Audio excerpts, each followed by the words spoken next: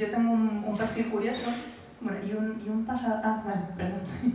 Yo tengo un perfil curioso y es que estudié pues, 3 cosas que a priori parecen bastante distintas, ¿no? Yo estudié Bellas Artes, también estuve muchos años en el conservatorio y al final acabé estudiando física. Y esto pues suena así muy divertido, muy curioso, suena hasta exótico, ¿no? En plan de, joder, qué cosas más raras. Y está muy bien hasta que a mí me toca llevar a una entrevista de trabajo, ¿vale? Y en esas situaciones, la reacción más normal de la persona de recursos humanos que tiene la desgracia de tenerme delante, pues suele ser más bien esta. ¿Tú qué has hecho con tu vida, buena mujer? ¿A dónde ibas? Entonces, bueno, pues normalmente en una entrevista de trabajo a mí no me da tiempo a explicarlo, si os digo la verdad. Pero vosotros ya estáis condenados a pasar aquí los próximos 10-15 minutos y entonces os lo voy a explicar en detalle. Porque yo últimamente he estado reflexionando bastante pues, al final de qué va este libro, ¿no? Y por qué yo he escrito un libro como este. Y tiene bastante que ver con esta elección y con esta relación en estas carreras. Y es que para mí la relación entre física, música y bellas artes es más que evidente. Evidentemente, las 3 son carreras muy bonitas, ¿no? Es que se cae por su propio peso. ¿Cómo no iba a estudiarlas las 3? Pero bueno, más allá del chiste, hay algo de verdad en esto. El hecho es que yo cuando estaba en Bellas Artes me intrigaba muchísimo, ¿no? Que era lo que hacía que ciertas imágenes funcionen, que ciertas imágenes nos emocionen o nos convenzan. Cuando llegué al conservatorio fue quizás más fuerte esa curiosidad, ¿no? ¿Cómo es posible que la música nos emocione? O sea, si lo piensas en seco, la música, que son ondas de presión en el aire, que no nos dan de comer, que no nos producen ningún beneficio, que ni siquiera nos defienden contra los predadores. Bueno, no sé que uno cante muy mal, ¿vale? Pero en principio no tienen un beneficio biológico claro y sin embargo nos conmueve, ¿no? Es capaz de ponernos los pelos de punta y de incluso hacernos llorar, ¿no? Tiene unas consecuencias emocionales tremendas. Y bueno, intrigada por esta cuestión, cuando estaba en el conservatorio yo me matriculé en la asignatura de acústica. Yo pensaba que por ahí podían estar las respuestas y me fascinó, ¿no? O sea, el hecho de que detrás de los sonidos que nos suenan bien, detrás de ese lenguaje tan complejo que es la música, quizás podía haber algo que se podía escudriñar, ¿no? Quizás podía haber algo objetivo.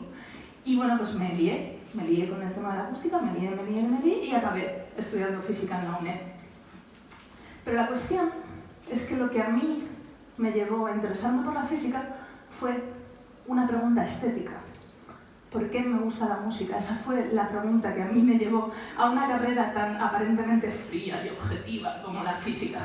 Y lo curioso es que cuando estaba allí descubrí que esta pregunta no es en absoluto una cosa extraña, no es en absoluto una excepción. A lo largo de la historia ha habido un montón de físicos que de manera concreta se han interesado por esta cuestión, por qué nos suena bien la música, por qué hay ciertos sonidos que nos emocionan o nos gustan, y de manera más general hay muchísimos físicos que se han preguntado por la belleza de sus ecuaciones. Hay incluso físicos que se han preguntado si esa belleza, si esa emoción que ellos sienten cuando descubren el universo y lo descubren con sus ecuaciones, puede ser criterio de verdad. La historia es larguísima, ¿vale? Uno de mis ejemplos preferidos es Helmholtz, es quizás el físico del siglo XIX que realmente indaga más en esta cuestión y descubre pues la consonancia y la disonancia, ¿no? Al final, algunos de los ingredientes de la música que están detrás del motivo por el que nos emociona, pero también otros como Sophie Bergman y, por supuesto, Kepler, ¿no? O incluso Newton, ¿no? O sea, realmente casi diría que lo raro es encontrar físicos que no encontrasen en esa especie de belleza sino un criterio de verdad como mínimo una fuente de motivación para escribir sus libros.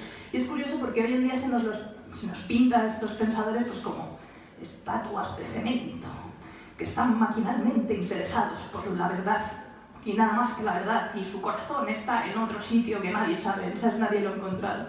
Y no es así en absoluto. Realmente esa belleza y esa emoción ha sido también una fuente de motivación y un motor de la física desde sus mismos orígenes. Y si nos vamos a los orígenes, pues hay que hablar de Pitágoras. Pitágoras, ese gran desconocido. A Pitágoras hoy casi siempre se nos lo presenta como un señor muy serio, que era principalmente filósofo, y matemático. Y esto es verdad, pero además era un señor bastante extraño que tenía una secta religiosa, ese sería el término más parecido a lo que era el grupo de los pitagóricos, o así lo veríamos hoy en día, que tenía un montón de pensamiento místico y religioso que además siempre giraba en torno a los números, ¿vale? O sea, su concepción de las matemáticas era muy espiritual, para él los números eran una fuente pues, para acceder a un mundo mejor, por así decirlo. Y curiosamente Pitágoras también fue, se podría decir, el primer descubridor, el primer pensador que descubrió una ley cuantitativa de la física. Es decir, fue el tipo que descubrió la primera máquina, la primera obra intelectual, ¿vale?, que nos permite describir un fenómeno del mundo mediante números. Y lo curioso es cuál fue esta ley de la física que él descubrió, y es que Pitágoras descubrió que era posible encontrar una relación entre las longitudes de las cuerdas de su lira y los sonidos que producían.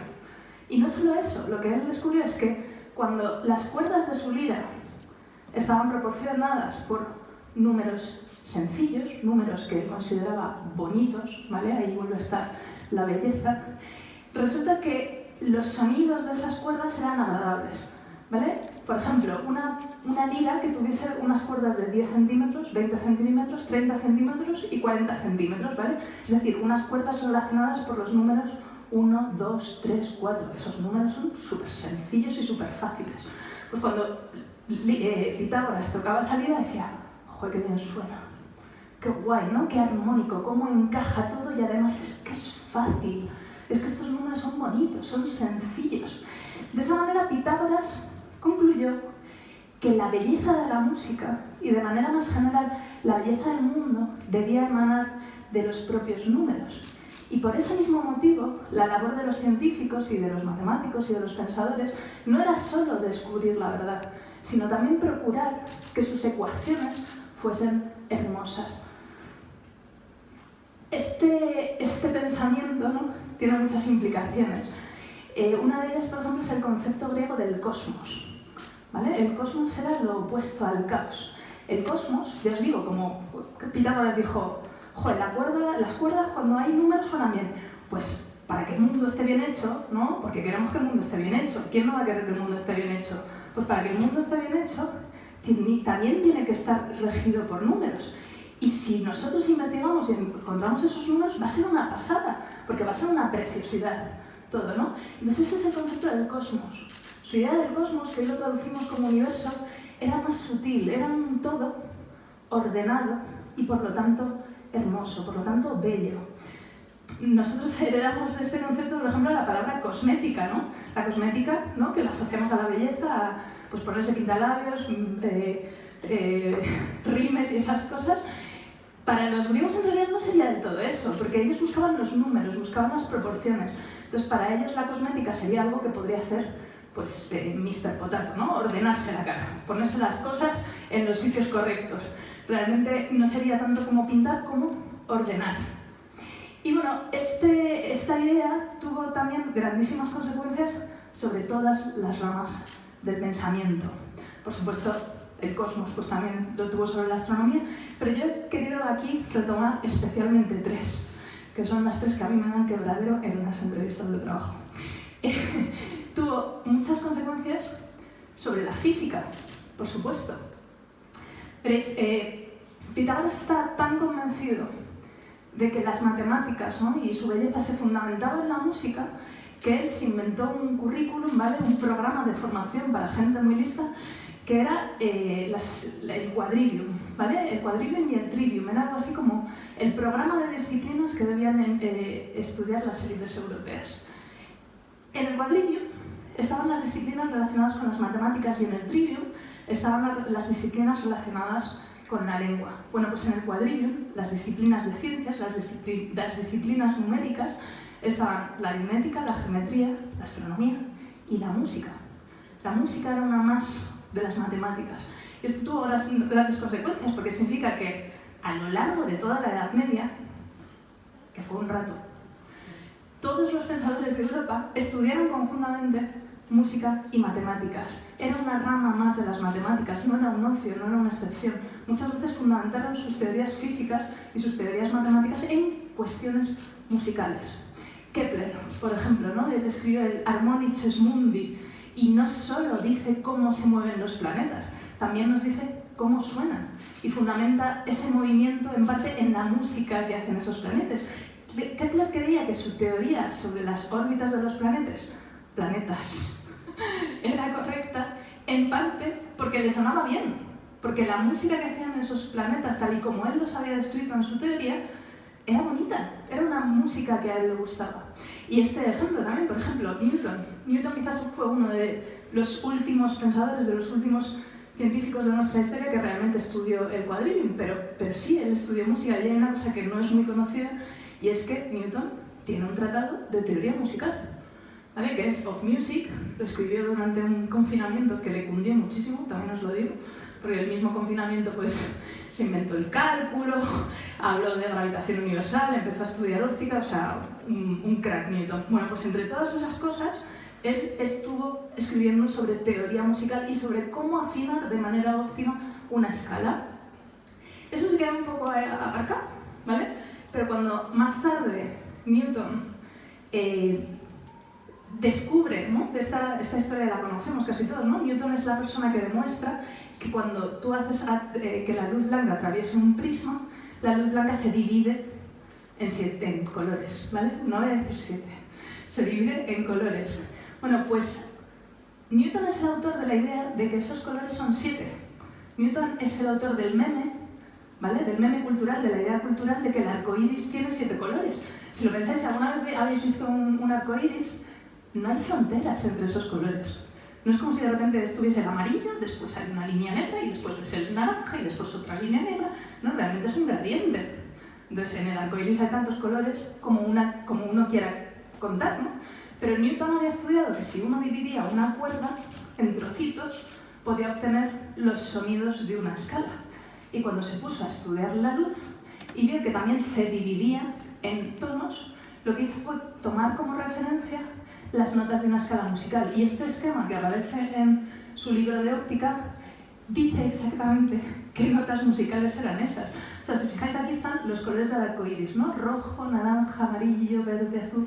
Bueno, pues esas letras D, E, G, A, B, C son las notas de una escala musical en el sistema anglosajón, ¿vale? Que sabéis que llaman a la A, al Si B, al Do C, ¿vale? Son las letras que describen una escala. Newton nos está diciendo cómo suena la luz.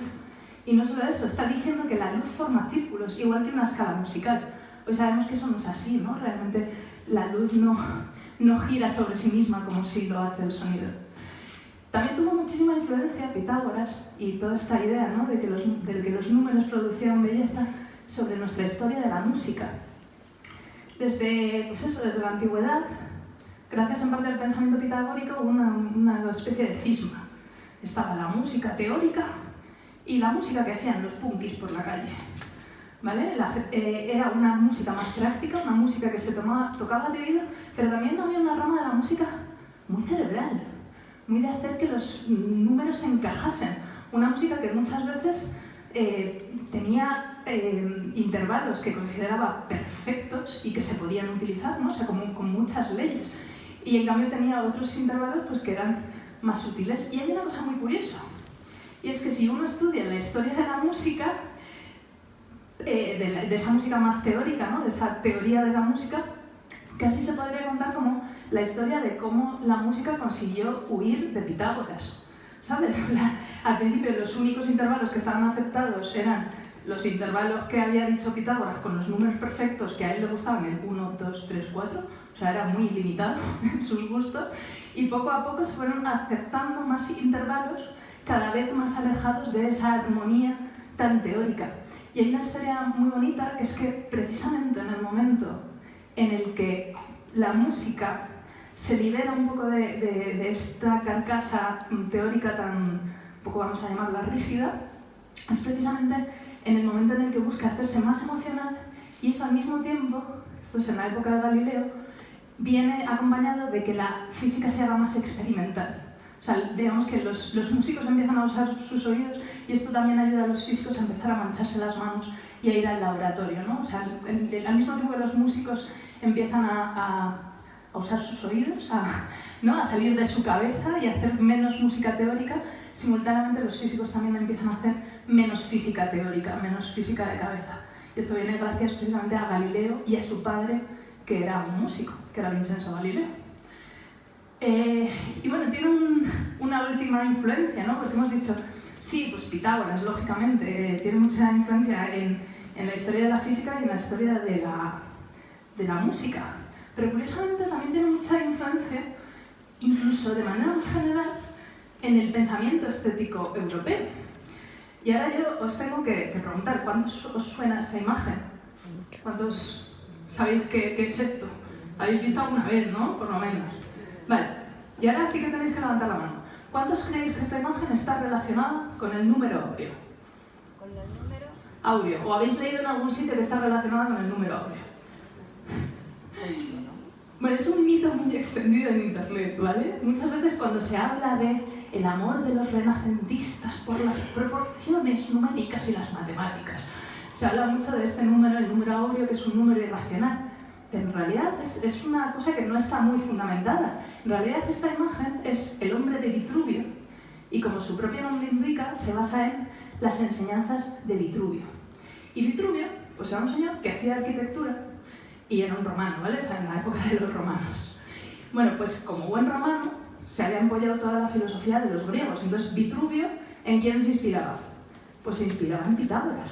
Entonces, todos los tratados de Vitruvio lo que dicen es: si tú quieres hacer edificios bonitos y si tú quieres hacer imágenes bonitas, tú tienes que utilizar los mismos números que usan los músicos. Que los músicos son expertos en utilizar números para hacer cosas bonitas. Entonces tú fíjate de los músicos. Entonces Vitruvio lo que recomendaba era utilizar los números que estaban presentes en la armonía.